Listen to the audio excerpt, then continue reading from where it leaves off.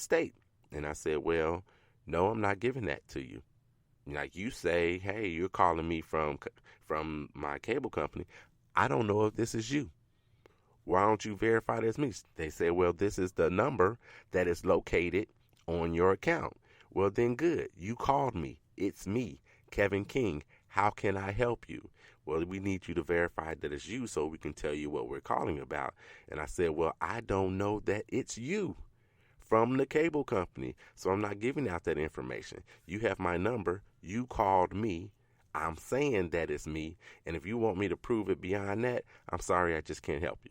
So I want you to be that diligent when it comes to people trying to call you from Capital One to talk about what's going on with that. So make sure that you just look for that letter, and that letter is going to be coming by August the 5th, all right? If you've been compromised, you're absolutely going to know what's going on with the compromise, all right? So look, we are halfway through the show. I'm going to do the question of the day right quick, and then I'm going to tell you what you need to do to prevent yourself from having an issue and what's going on with Capital One and Equifax and all the other stuff that's happening to be going on right now. So let me do these last shout outs, and then we're going to go do the question of the day. Tracy Morris is celebrating a birthday, so happy birthday to you, Tracy. Latrice Edwards, the CEO of Power Style Tees. Yes, and for her, CEO is not Chief Executive Officer, it's Chief Empowerment Officer. So Latrice Edwards, she's celebrating a birthday, the CEO of Power Style Power Style Tees, that's in t-shirts. And Quincy Roberts is celebrating a birthday as well. So happy birthday to all of you guys. All right, so let's jump to the question of the day. So the question of the day came from Michelle. Michelle is out of North Carolina? I think she's out of North Carolina. So Michelle is out of North Carolina, and so she contacted me. She's actually in the Facebook group, Credit Score Comeback. So join the Facebook group, Credit Score Comeback. She actually didn't contact me directly. She just posted a question on the Facebook group. So Credit Score Comeback is 4 words. I know comeback is supposed to be just 1 word, but it's not on this group. So Credit Score Comeback. Get in Facebook, join that group. We talk about stuff all during the week, okay? So make sure you do that. And you can contact me too. You have a question? Send me your question. DM me, inbox me on Facebook, 800 Credit Score Man, on Instagram, 800 Credit Score Man. Contact me on Twitter at Credit Score _Man on Twitter, or email me 800, that's 800, at creditscoreman.com. You guys can catch me there, and maybe your question will hit the show. So in the group Credit Score Comeback, she says, if I make payments on a big medical bill that's been on my credit report for 1.5 years, will it show on my report as me making payments? And if I'm doing that, will my score go up during the process? Then ? Or will it have no advantage to me until it's paid in full, within the next year or what have you? So I responded back, great question. The balance should, and I put that in quotes, should update. I wouldn't count on it though. So when you're dealing with medical stuff, that's not what they do. That's not their purview, right? So they're not necessarily updating on a monthly basis. So if you got $1,000 bill and you've paid $200 or you pay $20 or whatever it is, and you think in the next month it's going to show that it's less, not necessarily the case, all right? And there is a slight chance that you could dispute it, saying, hey, this amount is wrong, and they may remove it. But most likely they won't remove it. They'll just actually correct it for you if you were to do so. So when it comes to the balances, it should update, but I wouldn't count on it. Now, not on a monthly basis. So maybe in 3 months, it'll catch up, and it might show what the actual balance is or whatnot. But it's not like your credit card or your the balance that they show on your home or whatnot on your credit report. So I wouldn't count that it'll update. But when she was asking will it be helpful for her score, it will not, unfortunately. Even though you're paying it down and it's a collection and it's medical in nature, while you're paying it down, it won't be helpful for your credit score. It'll be helpful for your credit score when that balance gets to zero. When it has zero and it reflects on your credit report that it's a zero balance, only because it's medical in nature will it be helpful for your credit score. So far as the credit bureaus are concerned, when they're calculating your score, only because it's medical in nature, then they'll no longer factor it in against you.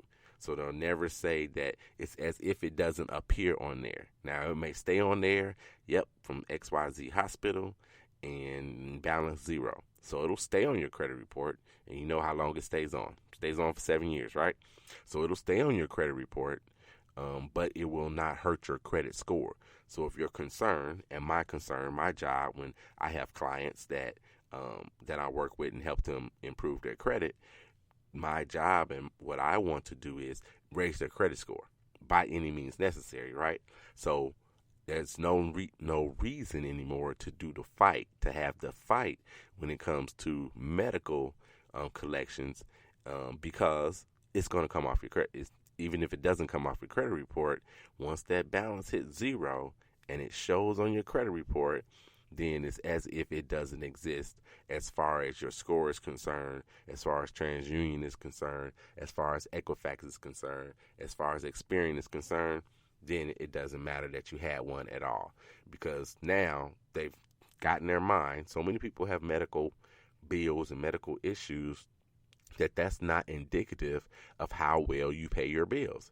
That's not indicative on, hey, this person is not a person that pays their bills. This person is responsible or could be responsible, a responsible person when it comes to their money and their credit. So they no longer count it against you once it goes down to zero. So Michelle, thank you very much. Yes, from North Carolina. Thank you so very much. I appreciate you posting that question in the Facebook group, Credit Score Comeback, 4 words, Credit Score Comeback. I appreciate you posting that question, and you are officially a part of the 800 Credit Score Man Show family. If you want to be part of this family, like I said before, send me an email, 800@creditscoreman.com. Of course, you can always text me and call me too. You got questions? If you text me, if you want your question to be considered for the show, you need to text me. If you call me and we just talk about it, I'm probably not going to write the question down, and it won't have a chance of getting on the show. But if you just text it to me, which is 312-600-5855, that'll be great. And then you can also contact me on all those social media platforms. So again, Michelle, thank you so very much. Let's get on with the show. So now, what are you going to do? Oh, I want to tell you guys this too. So I was speaking to someone. Oh, wait a minute. Before I even get to that. So with Capital One, what they'll be doing for you, or what they call themselves doing for you. As of now, all they're doing is offering identity theft protection and credit monitoring for people that have been affected, of course. So not for everybody in the world like, Equifax did, but they're going to be offering it for you if you've been impacted. So look for that letter that should be coming again before when? August the 5th. So August the 5th is Monday. It's Monday. So it's Monday. So you should be getting something or already have something in the mail from them if you've been impacted. Again, with 106 million people, some of you guys are probably going to get those letters, all right? So they're going to be offering that right now. So if you have an account with them, or if you ever applied with Capital One, you need to make sure that you get on top of this. So now, if you don't have some credit monitoring or anything of that nature, like Equifax did, they offered you $125 and from Equifax or credit monitoring. At this point, maybe the monitoring is more valuable than the $125. Now, if you need $125 and you listen to the 800 Credit Score Man because you've missed payments in the past because you didn't have enough money, you might want the $125. But you really got to decide now, is this monitoring going to be more valuable than $125? So I tell you, I was speaking to someone, and she decided to get her own credit monitoring service. So outside of, whatever they're asking, whatever they're doing. And she's going to take the $125, and she's going to use the $125 to actually pay for her outside monitoring. So she did a family plan on this particular vendor. She did a family plan. Yes, you can do a family plan. It costs a little bit more, but possibly you add your spouse, add a child or children, and that'll help protect everybody instead of doing it individually, where it's going to cost you $10 or $13 or whatever a month. Doing it individually, if you do a family plan, and say the family plan is $15 or the family plan is $14, then so you're doing the family plan, maybe it comes out cheaper. I'm gonna tell you, actually, it's going to come out cheaper if you use a family plan. So you can do that. So she's gonna take the 125, and it's gonna cover. It's probably gonna not an entire year, but it's gonna cover like 8-9 months of credit monitoring with this particular credit monitoring service. So if you want to know what this service is, because I'm not going to mention them on the air, but if you want to know what this service is, you heard me before. Contact me in any of those places. What company is she using? How much was it? And all that stuff. You want to know? Contact me, 800@creditscoreman.com, or hit me on any of those platforms, or text it to me, 312-600-5855. 312-600-5855, and I'll let you know what company she's using, and any information that I have for you. All right, so you've got to make your own decision in this regard. Now you got to make your own decision. What are you going to do? You're going to take the 125, or you're going to take the credit monitoring? With all the hacks and stuff that are coming out, you really got to make a decision on what you want to do, because maybe it's more valuable to keep and protect your credit than anything else. So let's talk about what you should do. What should you actually do? Now this has come out, and we're going to forget about it. You're going to forget about it next month or whatever. But your information's out there. So something could happen this year, next year, 4 years from now, 5 years from now. Something could happen, and it's information that they received way back when, right? So you want to make sure that you protect yourself. So number one thing to do, check your credit report.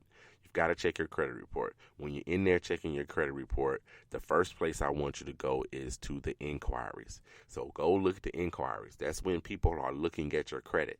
So if you had your information hacked and somebody wants to get a card, I mentioned Best Buy earlier, didn't I? Somebody wants to get your card, and they go to get a card in your name, and they go to Best Buy.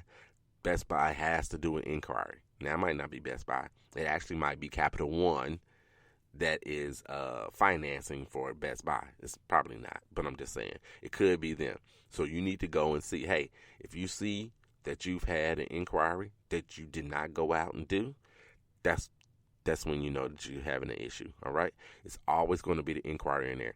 Like, you can get an account even if you were approved. Let's say that person went and they got something in your name, or even you went and got something in your name and you got it at Best Buy, since we're picking on them today. That account isn't going to show up right away. It's not going to show up next week. It's not going to show up in 2 weeks. It's probably going to be a month, sometimes 2 months, before the account actually hits your credit report. But that inquiry, it's going to show up. It's going to show up quicker and faster. So that's where you want to go. So go check your credit report. I know I tell you guys how I check mine periodically throughout the year.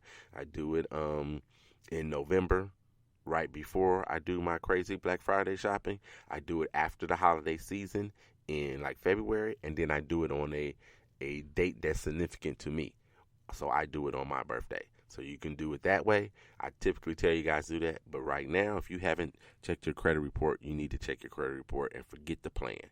So if you can do that, check your credit report. Go to annualcreditreport.com, www.annualcreditreport.com, or you can go straight to the credit bureau. So you can go straight to TransUnion, straight to Equifax, straight to Experian, and check your credit report. And then, of course, you can always use the Credit Sesames, the Credit Karmas, the Credit.coms, all those kinds of places.